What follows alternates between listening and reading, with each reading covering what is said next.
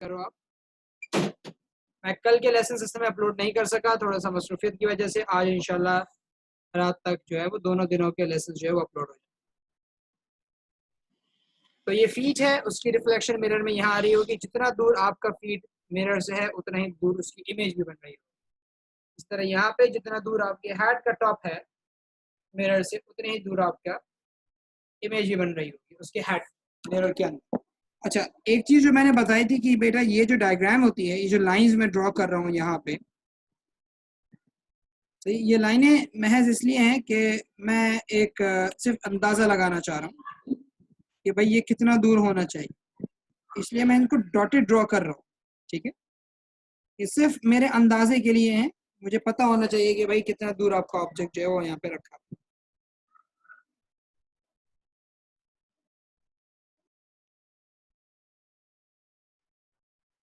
ठीक है।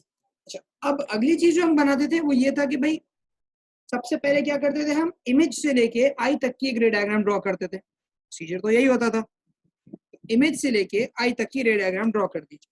मैं पहले एक्स की रिफ्लेक्शन को बनाता, मैंने एक्स से शुरू किया, ये इमेज यहाँ से लेके आई तक की रे डायग्राम हमने ड्रॉ कर, एक रे आ गई। और उसके बाद मैंने क्या बताया था, ऑब्जेक्ट से लेके इंटरसेक्शन तक की एक रे ड्रॉ कर, ऑब्जेक्ट से लेके इंटरसेक्शन तक की एक रे ड्रॉ। और ख्याल इस बात का रखना है कि मिरर के पीछे ये डॉटेड होना चाहिए,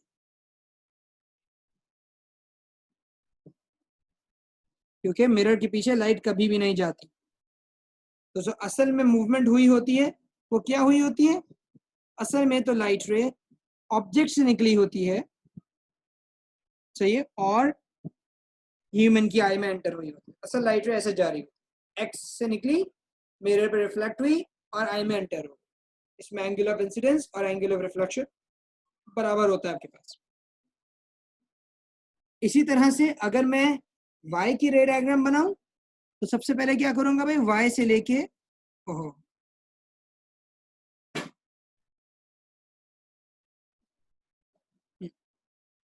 सबसे पहले y से लेके हम यहाँ पे i तक की एक रे ड्रॉ कर देंगे।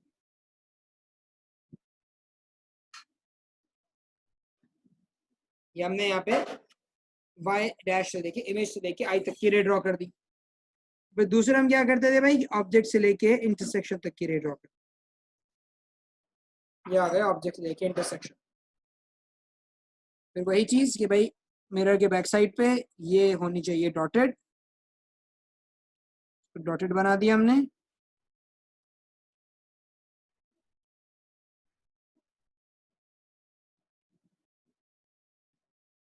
हो गए डॉटेड।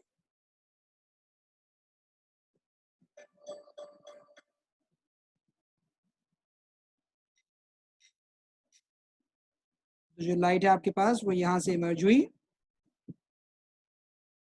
और आई के अंदर एंटर हो गई, ये आपके पास पूरा आई का पोजीशन है।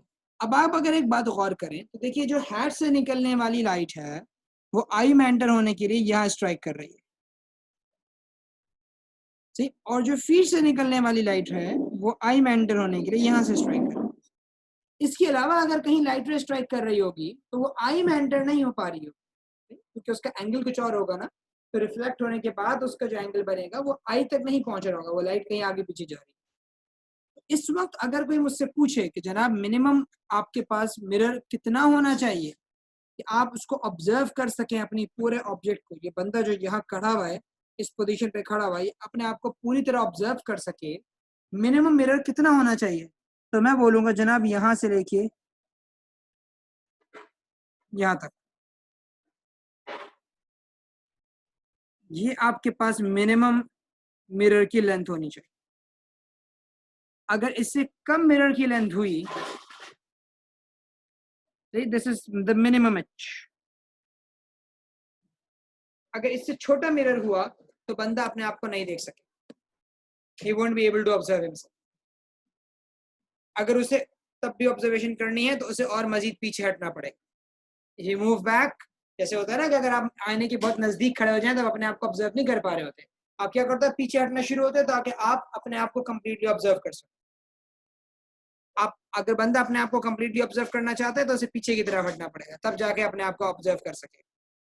अगर करीब आता जाएगा तो फिर उसको अमाउंट ऑफ मिरर और ज्यादा चाहिए होगा जिसमें वो अपने आप को ऑब्जर्व कर सके। तो ये चीज अब हम अपने जहन में रखेंगे। If the person is unable to see himself completely,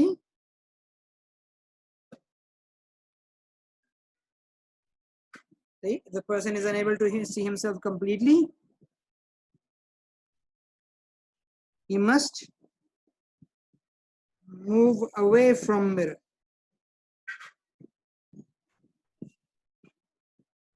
उसे मिरर से दूर हटना पड़ेगा। The minimum length of the mirror indicates that the mirror should not be smaller than this if he wants to observe himself completely at the position in which he is standing.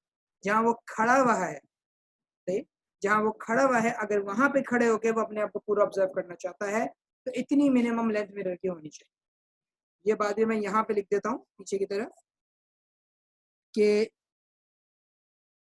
if the person wishes to see himself completely, say by standing at the position shown,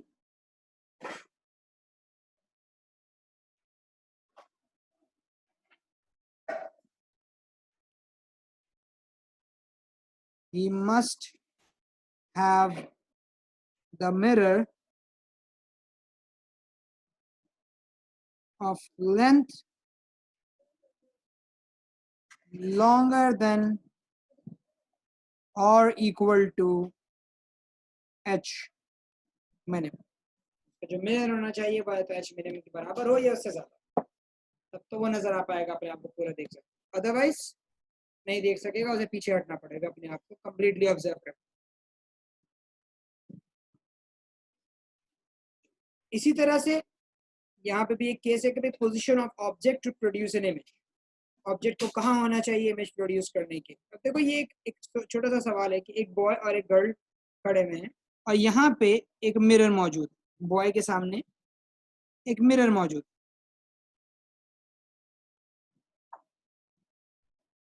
examiner से सवाल ये पूछता है कि क्या ये boy इस girl को ऑब्जर्व कर सकेगा मिरर में या नहीं। अगर आप जनरली देखो तो आप बोलोगे सर गर्ल जो है वो मिरर से बाहर खड़ी हुई है, तो आई डोंट थिंक कोई जवाब बनता है कि आप मिरर से ऑब्जर्व कर सके। अगर कोई जवाब बनता है या मिरर से ऑब्जर्व कर सके या कुछ देख सके, इसका चांस बहुत कम। तो यहाँ पे हम क्या देखेंगे कि भाई सबसे पहले रे डायग्राम बनाओ। रे डायग्राम बनाने का क्या तरीका है, सबसे पहले गर्ल की लोकेशन बनाओ कि जितनी दूर है गर्ल उतनी दूर इमेज उसकी बनेगी। ये मैंने इसको पॉइंट आउट कर दिया कि भाई यहाँ बनेगी इसकी कहीं ना कहीं, ये जी डैश बना। अब मैं रे डायग्राम ड्रॉ करूंगा। अगर मुझे दिखा कि रे जो है वो स्ट्राइक कर रही है मिरर पे, तो मुझे गर्ल नजर आएगी। जैसे मैंने इमेज से लेके बॉय की आई तक एक रे बनाई, तो मैंने ये देखा कि हाँ भाई ये जो रिफ्लेक्शन है उसको कंप्लीट करूं तो गर्ल से निकलने वाली लाइट रे बॉय की आईज में एंटर हो रही है। सही, गर्ल से निकलने वाली लाइट रे बॉय की आईज में एंटर हो रही होगी, तो इसका मतलब ये है कि ये बॉय जो है इस गर्ल को जो कि मिरर से साइड में खड़ी हुई है वो उसे देख सके। Because the light ray coming from the girl is reflecting on the mirror and entering his eye. अभी विजिबिलिटी है। मेरा माइक दूर हो गया, अब करीब हो गया, हो सकता है उस वक्त दूर हो गया। चलो ठीक। तो यहाँ पे मैं ये कह सकता हूँ कि द लाइट वाइट हुआ था, the light coming from the girl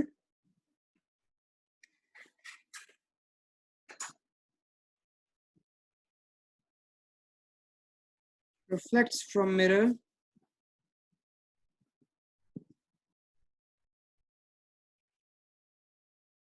and enters the eye of boy. Hence the girl is visible in the mirror. See? To boy. Okay? वो visible. अब इमेजिन करो गर्ल थोड़ी और साइड पे हट जाए. गर्ल थोड़ी और साइड पे हट गई. अब हमें बोला गया कि भाई आप चेक कीजिए क्या गर्ल आपको मिरर में नजर आएगी. हमने वही प्रोसीजर अडॉप्ट किया. हमने बोला भाई जरा गैप देखते हैं गर्ल का कितना है. यहाँ पे हमने गर्ल की लोकेशन ड्रॉ कर दी कि भाई this is G dash, this is where the girl's image should be, the boy sees है. अगर मैं रे डायग्राम ड्रॉ करूं, जैसे मैंने यहाँ से लाइन ड्रॉ करी, मैंने देखा भाई ये तो गड़बड़ हो गई. जो गर्ल से निकलने वाली लाइट रे है वो तो मिरर पे स्ट्राइक ही नहीं कर रही, रिफ्लेक्शन ही नहीं होगी यहाँ पे. मिरर पे स्ट्राइक होता तो रिफ्लेक्शन होती ना. मिरर ये रहा, तो गर्ल से निकलने वाली लाइट रे मिरर पे स्ट्राइक नहीं कर रही, वो वॉल पे टकरा रही. और वॉल पे टकराने की वजह से रिफ्लेक्शन अच्छी नहीं हो पाई.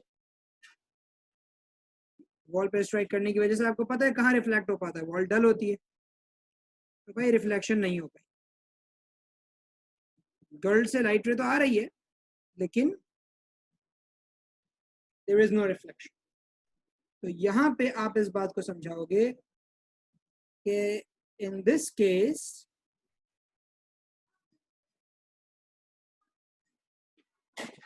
the girl is far away, so the light from her does not reflect on mirror to enter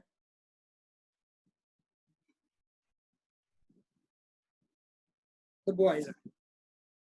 उसकी आई में एंटर होने के लिए वो नहीं रिफ्लेक्ट हो. अगर कोई मुझसे पूछे अच्छा सर चलें, ठीक है नहीं पहुंच रही है, क्या कभी भी ऐसा नहीं हो सकता कि गर्ल यहाँ खड़ी है बॉय से ना देख सके, कोई रास्ता देखने का? तो हाँ रास्ता है. जज किया जा सकता है कि बॉय को कहाँ खड़ा होना पड़ेगा कि वो उसे गर्ल नजर आ जाए. तो मैं उसके लिए क्या करता हूँ, मैं बोलता हूँ कि भाई मिनिमम मिनिमम की अगर मैं बात करूं तो ये है कि गर्ल्स की रिफ्लेक्शन की लाइट यहाँ पे मिरर से टकरा के ऐसे जाए और ये वाला मामला हो.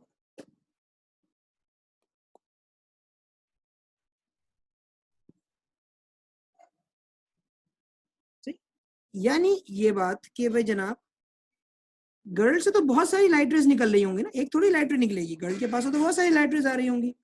हाँ जो लाइट रे मिरर्स की बिल्कुल कॉर्नर से टकराए, सही कि भाई कम से कम कुछ तो पहुंचे.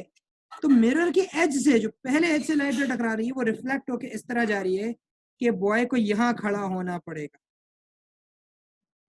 अगर बॉय यहाँ खड़ा हुआ, थोड़ा सा इस साइड हट गया, तो फिर ये है कि वो उस गर्ल को देख सके. अगर उसे गर्ल देखनी है मिरर के अंदर तो he has to move towards left, right, left बोल रहा हूँ, he has to move towards right.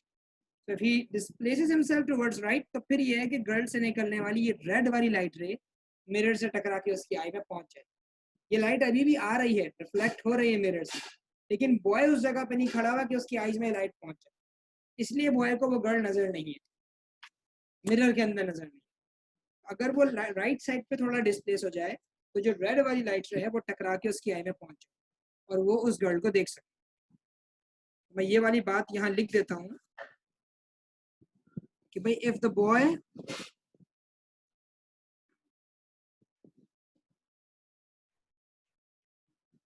displaces to the right,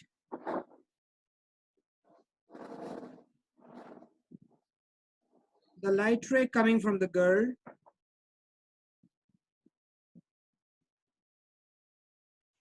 would now enter his eye and she'll be visible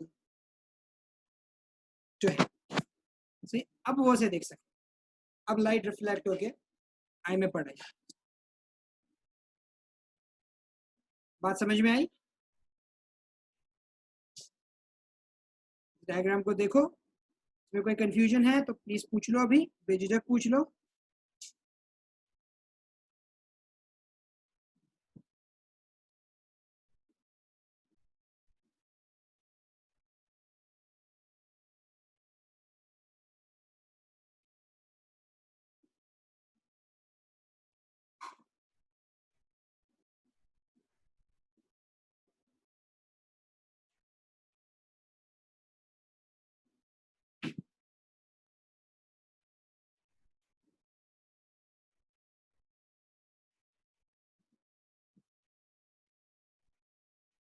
बिल्कुल, हम इमेज से रिफ्लेक्शन ड्रॉ करते हैं। इससे ये होता है कि हमारे पास एंगल ऑफ इंसिडेंस और एंगल ऑफ रिफ्लेक्शन बेटा हमेशा सेम आता है, तो हमें परेशान होने की जरूरत नहीं पड़ती कि हमसे कोई गलती तो नहीं हो रही। It's clear.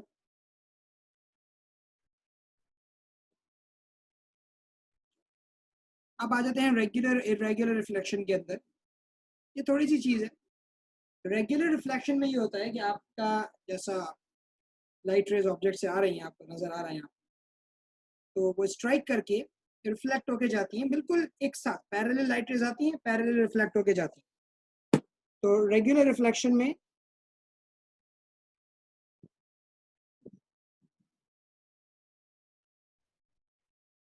light rays coming parallel are reflected parallel to each other.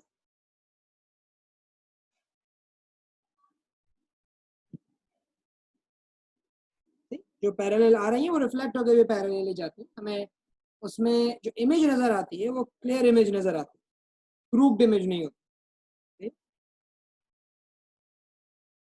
जैसे मिरर में हम देखते हैं अपने घरों के। अच्छा, इरेगुलर रिफ्लेक्शन में मसला ये होता है कि सरफेस होती है मिरर की रफ।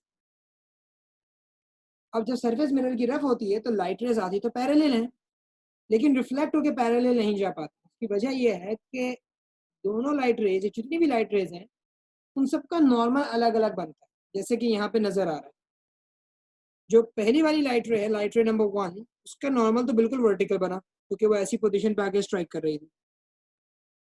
लेकिन जो लाइट रे नंबर 2 है, सरफेस उसकी थोड़ी सी इंक्लाइन थी तो उसका नॉर्मल अलग तरीके से बना। लिहाजा सेकेंड लाइट रे थी, उसका एंगल ऑफ इंसिडेंस चेंज हो गया। मतलब अगर पहले वाले का एंगल ऑफ इंसिडेंस 30 था, इसका एंगल ऑफ इंसिडेंस 50 हो गया, है ना, बड़ा एंगल बन रहा है नॉर्मल की वजह से। तो पहला वाला तो 30 पे रिफ्लेक्ट होके चला गया, ये 50 पे रिफ्लेक्ट होके जाएगा। तो इरेगुलर रिफ्लेक्शन में एंगल ऑफ इंसिडेंस और एंगल ऑफ रिफ्लेक्शन डिफरेंट नहीं होते। तो ये एंगल ऑफ इंसिडेंस और एंगल ऑफ रिफ्लेक्शन डिफरेंट नहीं होते। हाँ, बस ये होता है कि नॉर्मल अलग अलग बन रहे हैं। अक्सर बच्चे समझते हैं कि भाई इरेगुलर रिफ्लेक्शन में ये है कि लाइट किसी और एंगल पे आएगी, रिफ्लेक्ट होकर किसी और एंगल पे जाएगी। ऐसा कभी भी नहीं होता। ये तो लॉ है ना कि एंगल ऑफ इंसिडेंस और रिफ्लेक्शन बराबर होंगे। लॉ के खिलाफ बात थोड़ी होती कभी। लॉ हमेशा वैलिड रहता है। तो इरेगुलर के अंदर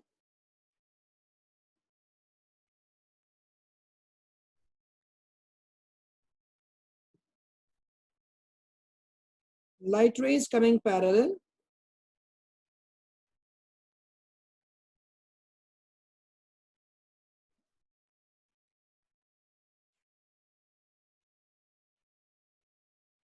are not reflected parallel.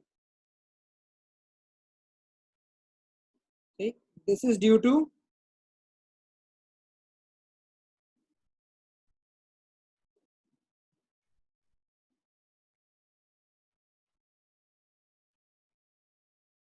different normals produced.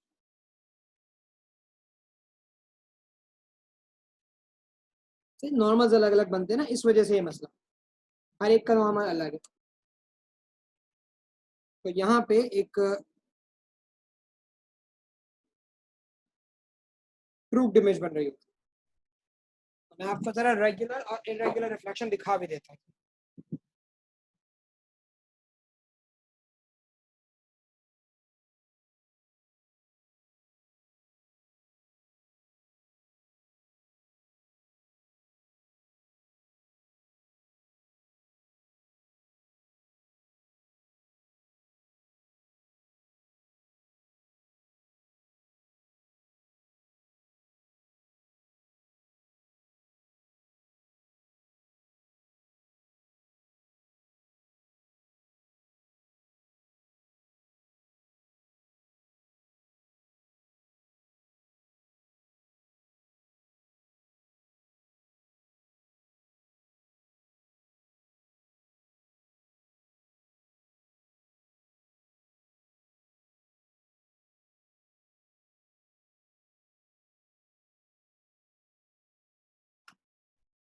एक मिनट रुकिए।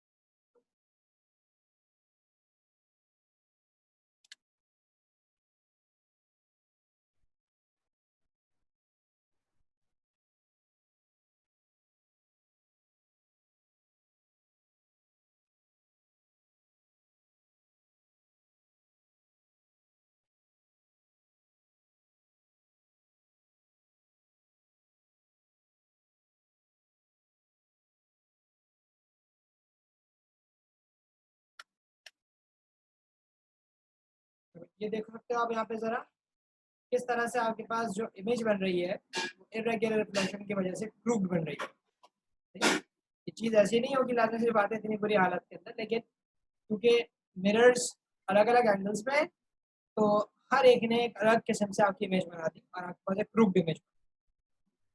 इस तरह की जो इमेजेस बनती है ना, ये आपके पास इरेगुलर रिफ्लेक्शन की वजह से। यहाँ पे बहुत सारी हैं। ये आप देखो जो वाटर की सरफेस पे रिफ्लेक्शन आ रही है वो बहुत क्लियर रिफ्लेक्शन नहीं है, थोड़ी सी डल रिफ्लेक्शन। इस वजह से भी जो इमेजेस बन रही होती हैं वो इरेगुलर रिफ्लेक्शन है। यहाँ पे भी ये भी दिखा देता हूँ मैं जरा एक।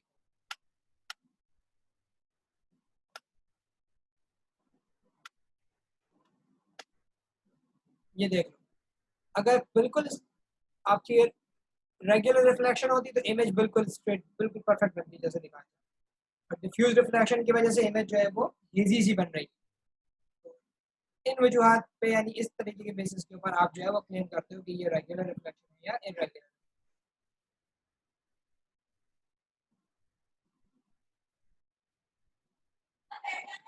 ठीक है भाई, कोई कंफ्यूजन तो नहीं है इसमें?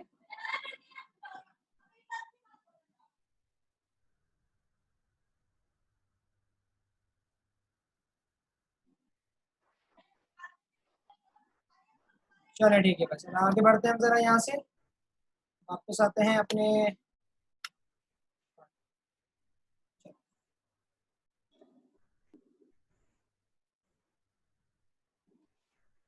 ये कुछ एप्लीकेशन है प्लेन मिरर की, कहाँ कहाँ प्लेन मिरर इस्तेमाल हो रहे होते हैं। तो ऑप्टिकल टेस्टिंग मतलब आई टेस्ट करवाने जाते हो तो आपके सामने एक प्लेन मिरर रख दिया जाता है और पीछे आपके बोर्ड होता है जिसपे अल्फाबेट्स लिखे हुए होते हैं, आप उसको पढ़ रहे होते हो। वहाँ पे ऑप्टिकल टेस्टिंग में आपके पास प्लेन मिरर यूज होते हैं, पेरिस्कोप्स में यूज होते हैं। ये पेरिस्कोप बनी हुई है, ये आपके पास उसमें होते हैं, सबमरीन में होते हैं, सरफेस के ऊपर देखने के लिए। ब्लाइंड कॉर्नर मिरर्स जैसे यहाँ पे नजर बना के दिखाया गया है भाई, ये कॉर्नर ऐसा है तो आप देख सकते हैं कि भाई वहां से क्या चीज कोई आ रही है तो आप उसको इस मिरर में आपको नजर आ जाएगा। इंस्ट्रूमेंट के स्केल्स के ऊपर आपको अक्सर नजर आता है, इंस्ट्रूमेंट स्केल्स पे अगर आप एमीटर वोल्ट मीटर एक कुछ ऐसा डिजिटल वेरिएबल होता है ना एनालॉग स्केल्स, तो नीचे मिरर लगा दिया जाता है। ये पता चल सके कि असल में आपका नीडल आपकी नीडल है कहाँ। टेलीस्कोप्स के अंदर होता है, लेजर्स में होते हैं, कैलेडोस्कोप में होता है। कैलेडोस्कोप देखा है किसी ने वैसे? Just asking. मैंने डायग्राम बनाई थी कैलेडोस्कोप की, इमेज देखिए कभी भी, वो जो एक पैटर्न से बन के आता है ना, आप क्या करते हो इस तरह के ट्राइंगल के अंदर आपने ग्लास लगा दिया होता है और उसमें ग्लास बीड्स डाल देते हो। वो होता है कि जब आप उसको ऑब्जर्व करते हो ना, वो एक ज्योमेट्रिक से पैटर्न बन रहे होते हैं उसके अंदर, वो कैलेडोस्कोप कहलाता है। शायद आप में से किसी ने देखा हो, अगर नहीं देखा तो बोलो मैं दिखा देता हूँ।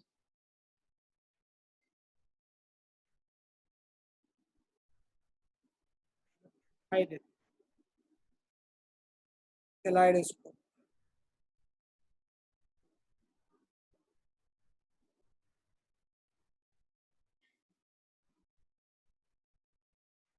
इस तरह से बेटा पैटर्न बन के आ रहे होते हैं उसके अंदर।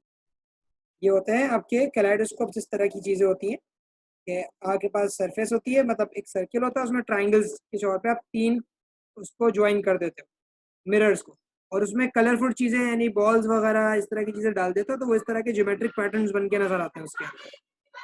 ये तमाम चीजें आपको यहाँ पे ऑब्जर्व होती हुई नजर आ रही है। कैलाइडोस्कोप बोला जाता है इसको। इट्स रियली ब्यूटीफुल, पैटर्न्स बनते हैं इसके अंदर इस तरह से। Good, it's a good thing. खेलने कूदने की चीज़ है बच्चों की, उसको रोटेट करो तो नए नए पैटर्न डिफरेंट तरीके से बन रहे होते हैं, क्योंकि वो मिरर है ना, वो चीज़ें रीअरेंज होती हैं तो पैटर्न चेंज होता चला जाता है उसका। वो इस तरह का मामला है।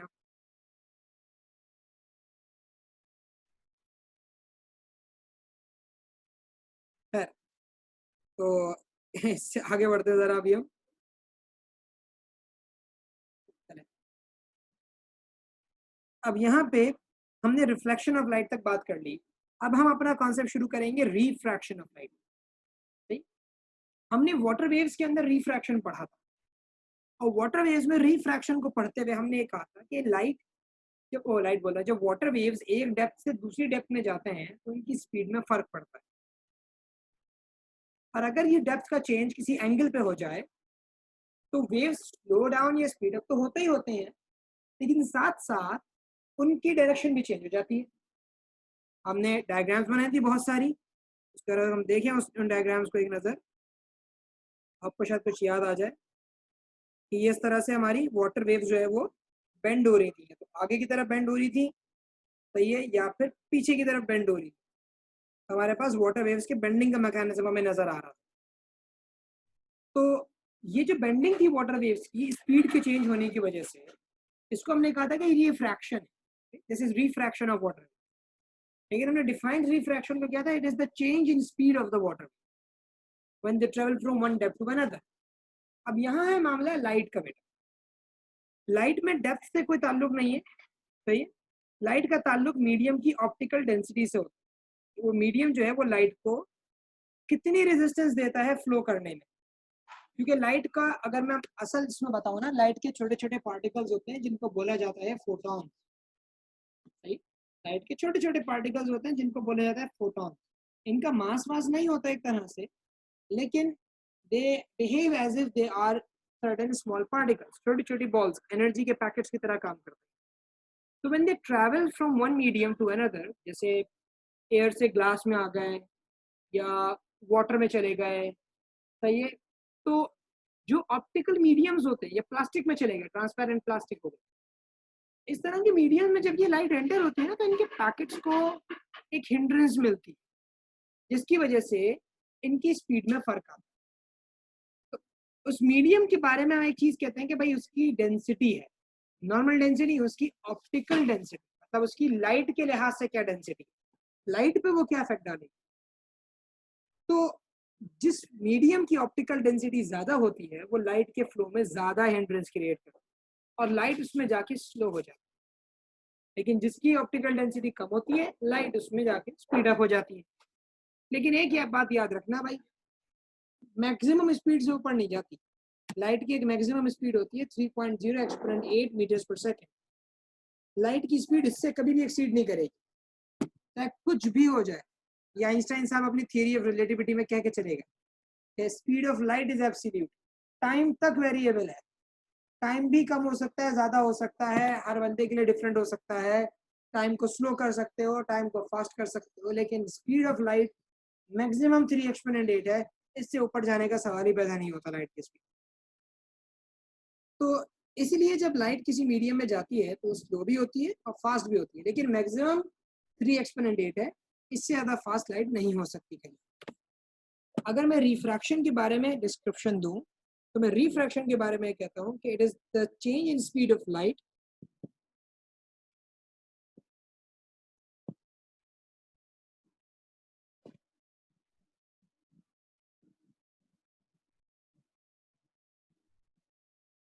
as it travels from one medium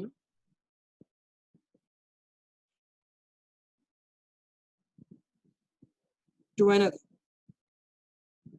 bracket में लिख देता हूं, ऑफ डिफरेंट ऑप्टिकल डेंसिटी, सही, लाइट के हिसाब से उनकी डेंसिटी का ताल्लुक एक बनाया जाता है। ये आपके फॉर्मूले वगैरह इसके सिलेबस में नहीं है ऑप्टिकल डेंसिटी के, लेकिन ये है कि the optical density does exist, her medium की एक अपनी नॉर्मल डेंसिटी होती है और एक ऑप्टिकल डेंसिटी होती है। ऑप्टिकल डेंसिटी लाइट को देख के बनाई जाती है कि लाइट को कितनी हिंड्रेंस देगा ये।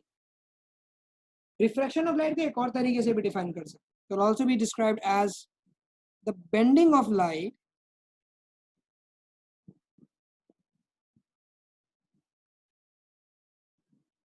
due to change of speed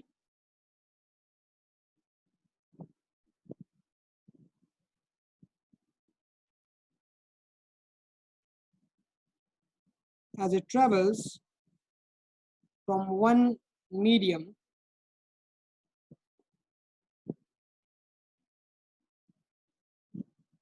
to another.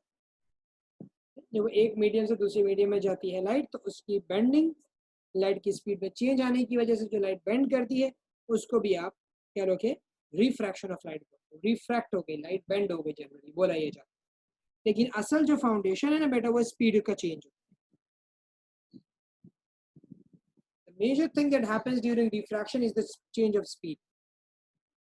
Bending तो हो जाती है कि भाई अगर एंगल पे लाइट जा रही है तो बेंड होगी, अगर स्ट्रेट जा रही है तो बेंड नहीं होगी, सीधी निकल जाएगी, लेकिन स्पीड में जरूर फर्क पड़ेगा। अब यहाँ पे हम आपको एक बात बता देते हैं कि the refraction of light depends upon the optical density of the medium.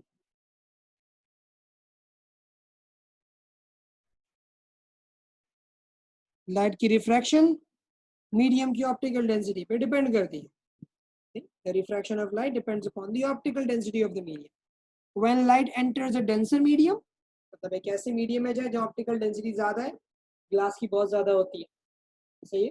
अगर वो लाइट हवा से ग्लास में चली जाए तो वो स्पीड स्लो डाउन हो जाएगी। तो यहाँ पे हम लिखेंगे its speed, wavelength and angle with the normal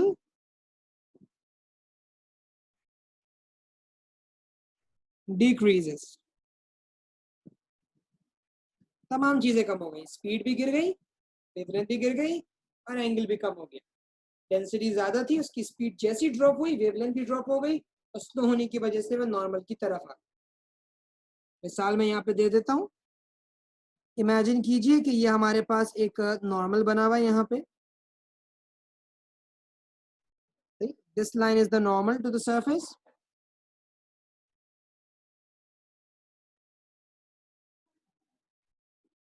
ठीक है, मैं एक लाइट रे भेजता हूँ इधर एयर से, लाइट एयर से आ रही है आपके पास, ठीक है। तो ये आई लाइट एयर से, आपके सरफेस पे आके स्ट्राइक हुई।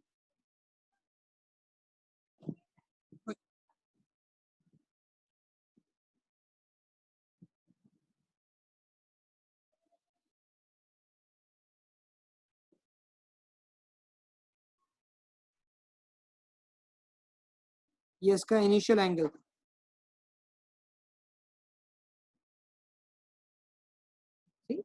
जैसी लाइट एयर से आएगी वाटर के अंदर, पहले देखो इसका एंगल ऑफ इंसिडेंस ज्यादा था।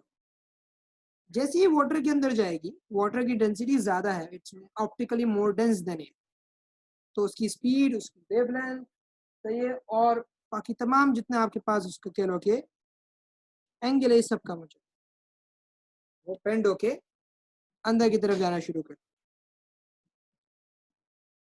ये मामला हो जाएगा।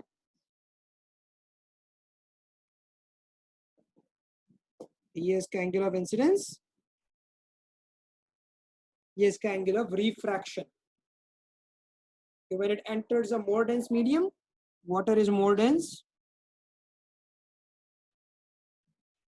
everything reduced, angle भी कम, speed भी कम, wavelength भी कम, सब चीजें कम।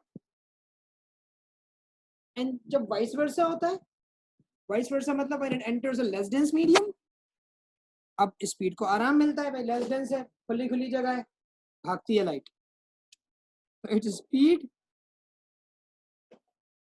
wavelength and angle with the normal, see, and angle with the normal increases, normal के साथ उसका एंगल जो है वो इंक्रीज हो जाए। If I draw a diagram over here for this one,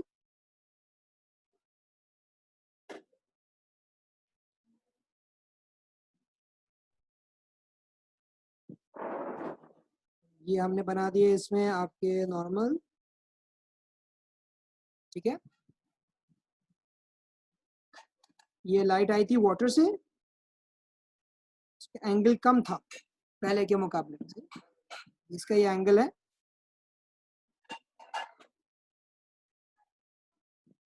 this is this angle of incidence जिससे light आ रही है। अब जैसी वो एयर में जाएगी, air is less dense, air की ऑप्टिकल डेंसिटी कम है और लाइट उसके अंदर थोड़ा सा फ्री फील करती है, ये समझ लो। तो जैसे ही लाइट उसके अंदर एंटर होगी, तो अब नतीजा क्या होगा, एंटर होते ही लाइट की स्पीड में इंक्रीमेंट आती है और लाइट जो है वो नॉर्मल से दूर भागेगी।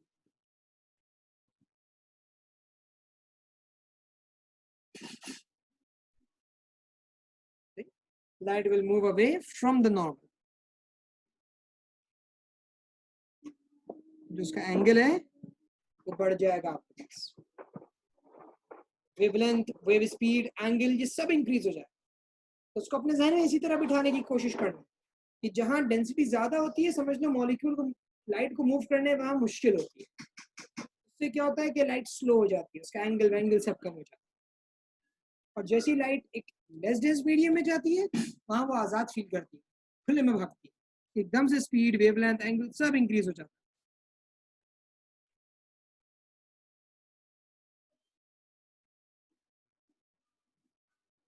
अब अगर हम इन तमाम बातों को एक जगह पे कंडेंस करें, तो हम ये कह सकते हैं कि when light enters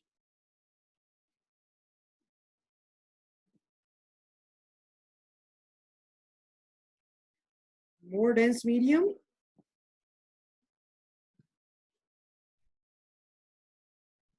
it bends toward normal,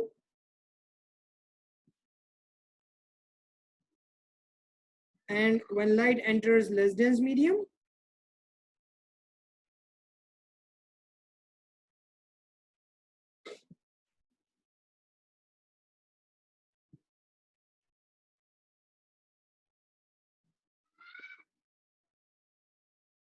it bends away from normal. Normal से दूर भागे। ये दो बातें आप कह सकते हो, बिल्कुल मुर्तजा ये कहा जा सकता है। जितनी डेंसिटी ज्यादा होगी उतना नॉर्मल की तरफ आएगी, जितनी डेंसिटी कम होगी कंपैरिजन के अंदर उतना नॉर्मल से दूर भागेगी। लेकिन इस पूरे प्रोसेस में याद रखना बेटा एक बात, फ्रीक्वेंसी में फर्क नहीं पड़ता, फ्रीक्वेंसी अनचेंज्ड।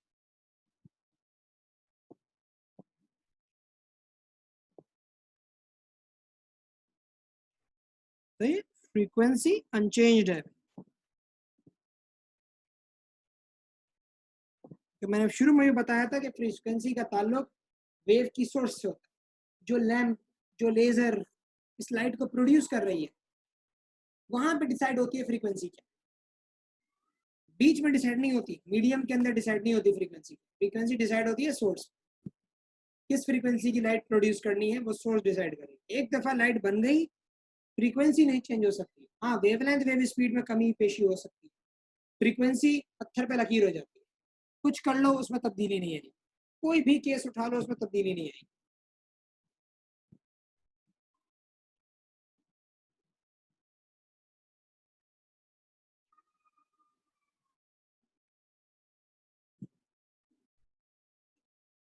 लेकिन एक बात और जो मैं यहाँ पे चाहूंगा कि बताऊं, फ्रीक्वेंसी के हिसाब से नहीं, अलग है। When light enters normal to the surface, अगर लाइट सरफेस से बिल्कुल 90 डिग्री पे एंटर हो तो क्या होगा, देखो when light enters normal, when light enters normal to the surface, की स्पीड में तो चेंज आता है, कि एंगल में कोई चेंज नहीं है। Speed and wavelength do change, but there is no change in angle. लोग बोलेंगे भाई ऐसा क्यों, वजह ये है कि जब लाइट सरफेस से नॉर्मल एंटर हो रही है, मतलब बिल्कुल 90 डिग्री पे एंटर हो रही है, उसका तो एंगल है ही नहीं, एंगल तो बनता है नॉर्मल से। उसका रीजन ये है कि भाई there is no angle of incidence.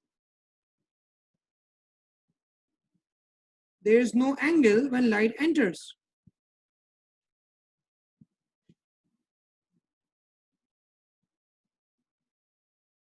Normal to surface. Hence, it does not bend. तो बेंड नहीं होती, इसकी एंगल जो डायरेक्शन में कोई चेंज ही नहीं आता. चेंज तो तब आए ना जब उसका कोई एंगल होगा तो बेंड होने की बात हो. तो अगर मैं मिसाल देता हूं यहाँ पे कि भाई मैंने लाइट ऐसे भेजी दी, यूं मैंने लाइट इस तरह से भेजी, मैं यहाँ नॉर्मल ड्रॉ करता हूँ, ठीक है, और एक नॉर्मल में इधर ड्रॉ करता हूँ. तो जनाब जब मैंने लाइट इस तरह से भेजी तो जैसी वो ग्लास में जाएगी उसकी स्पीड गिरेगी, नॉर्मल की तरफ बेंड होगी, और जैसी वो जाके इस बॉक्स के एज को हिट करेगी, अब हवा में वापस आई, एंगल फिर वापस सही हो जाएगा उसका, बाहर की तरफ बेंड हो जाएगी वो लाइट रे. ये लाइट यूं आई, एंगल था मिसाल के तौर पे 60 डिग्री, जैसी वो एंटर हुई लाइट रे, एंगल कम हो गया, 10 डिग्रीज हो गया, एंगल था इसलिए बेंड हुई. यहाँ पे भी जाके 10 डिग्रीज पे स्ट्राइक करेगी क्योंकि ये ऑल्टरनेट एंगल्स जी फॉर्मेशन अगर आप देखो तो आपको नजर आ रहा होगा यहाँ. तो ये बाहर एयर मौजूद थी, वो एयर सेंटर हुई थी ग्लास के अंदर. तो अब जैसे ही ग्लास से वापस एयर में आएगी दोबारा उसी एंगल पे आ जाएगी जिस एंगल से उसने एंट्रेंस की, कोई फर्क नहीं होगा. 60 से आई थी, 10 बनी, वापस 60, क्योंकि जब एंगल ऑफ इंसिडेंस 60 था तो रिफ्रैक्शन 10. अब यहाँ पे एंगल ऑफ इंसिडेंट 10 हो गया, इमर्जेंट का एंगल हो गया 60. 60 से एंटर होगी, 10 पे बेंड हो जाएगी, तो 10 से अगर स्ट्राइक करेगी तो 60 पे बेंड हो जाएगी. ये एंगल्स इसके सेम रहेंगे. लाइट को हमने 60 से भेजा, जैसे ही ग्लास में गया उसका एंगल 10 हो गया, तो ग्लास से एयर में जाने पे एंगल 60 से 10 हुआ. अब जब वो वापस ग्लास से एयर में आ रही है, अभी एयर से ग्लास में आई, अब वापस ग्लास से एयर में जा रही है, एंगल वही है 10 डिग्री का ही है, तो जब बाहर निकलेगी वो वही एंगल लेके निकलेगी जिस एंगल से उसने एंट्रेंस की. तो 60 डिग्री से आई थी और 60 डिग्री से ही बाहर निकलेगी. शर्त ये है कि एंगल ना चेंज हो गया अंदर.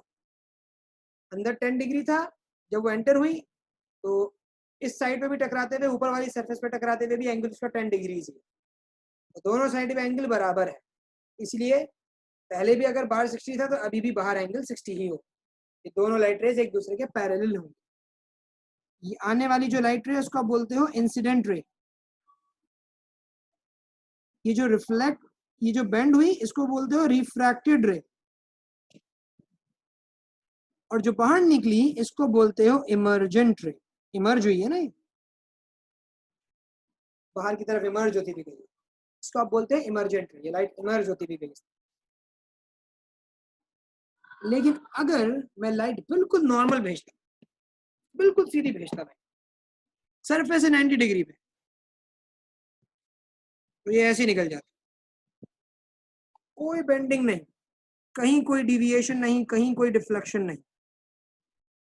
बस स्पीड में फर्क पड़ता, स्पीड कम होती, कोई शक नहीं, लेकिन उसका एंगल नहीं है इसमें. अब देखो इसका एंगल सरफेस से 90, लेकिन एंगल ऑफ इंसिडेंस 0 है, क्योंकि आप नॉर्मल से एंगल मेजर करते हो ना. अगर मैं यहाँ पे हल्का सा नॉर्मल बना भी दूं तो नॉर्मल से एंगल ही नहीं है इसका, तो नॉर्मल के साथ गई है बिल्कुल, it is entering along the normal, तो वो बेंड ही नहीं होगी, और इमर्ज भी नॉर्मल के साथ ही हो जाएगी, वहां पे भी बेंडिंग नहीं होगी. तो हर जगह इसके एंगल 0 होंगे, angle of incidence 0, angle of refraction 0, बाहर निकलते वक्त भी एंगल 0, कोई बेंडिंग नहीं हो रही होगी. If it is entering normal to the surface, अगर सरफेस से उसका एंगल 90 डिग्री हो, ये तब की बात बोल रहा हूं, सरफेस से उसका एंगल 90 डिग्री, ये 90 डिग्री पे एंटर होगी और इस तरह इस केस में 90 डिग्री पे इमर्ज, नो बेंडिंग. अगर किसी और एंगल पे एंटर हुई तो बेंडिंग दिखाई मैंने, नॉर्मल एंटर हुई, बेंडिंग का सवाल ही पैदा नहीं। ऐसे केसेस के लिए सेमी सर्कुलर ग्लास ब्लॉक बड़ा मजेदार होता है। क्यों मजेदार होता है? सेमी सर्कुलर ग्लास ब्लॉक का अगर बेटा मैं नॉर्मल बनाऊं ना, तो उसका नॉर्मल बिल्कुल सेंटर से आता है, ऐसा आता है।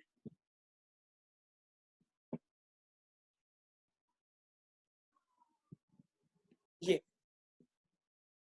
अगर लाइट में बिल्कुल ऐसे भेजूं कि वो जाके इस ब्लॉक के सेंटर पे स्ट्राइक कर रही,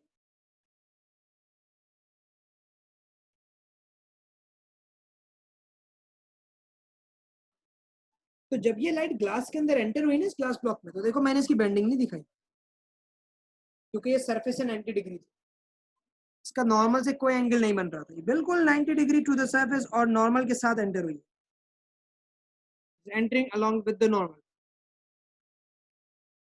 कोई एंगल नहीं था इसका, एंगल ऑफ इंसिडेंस 0 था इसका,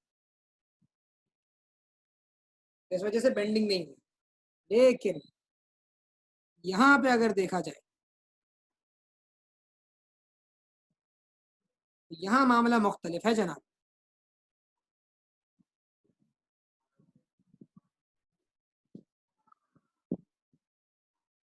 यहाँ पे मामला थोड़ा सा मुख्तलिफ चलेगा।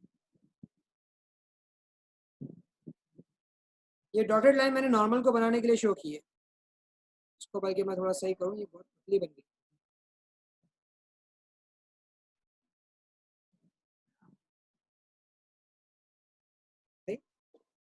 अब मुझे एंगल मिल रहा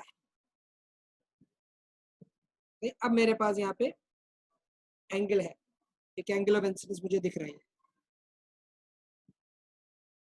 अब जब लाइट निकलेगी तो ये अवे फ्रॉम द नॉर्मल जरूर बेंड होगी।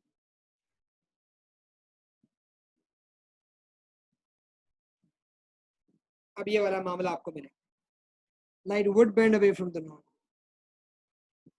क्योंकि अब उसका एंगल था, एंट्रेंस के वक्त उसका कोई एंगल नहीं था, तो मीडियम में जाते हैं बस कुछ भी नहीं। लेकिन जैसी वो बाहर निकली, अब मीडियम में जाते हैं बस के साथ बात करें, जैसी क्लास में आई थी एयर से, सही, उस वक्त आपके पास यहाँ पे कौन है, कौन ही हमारे फ्लैट,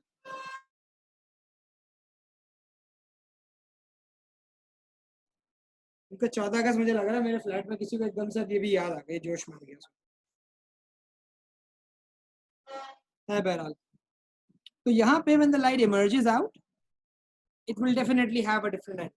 तो अगर यहाँ पे 60 डिग्री से एंटर हुई है, 75 डिग्री से बाहर आएगी वापस एयर के बाहर डेंसिटी का।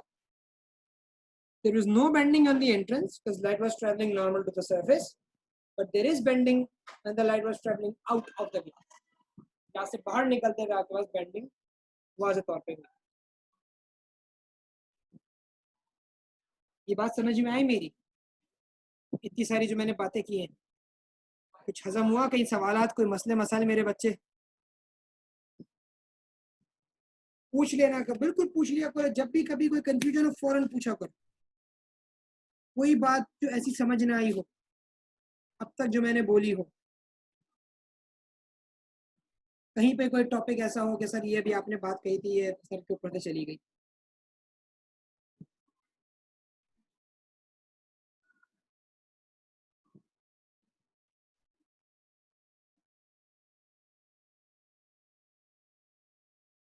मैं जानता हूँ मेरी स्पीड थोड़ी सी ज्यादा हुई भी आजकल, का रीजन ये है कि अब वक्त करीब आ रहा है ना, तो I have like pace up so that we can like complete this stuff on time.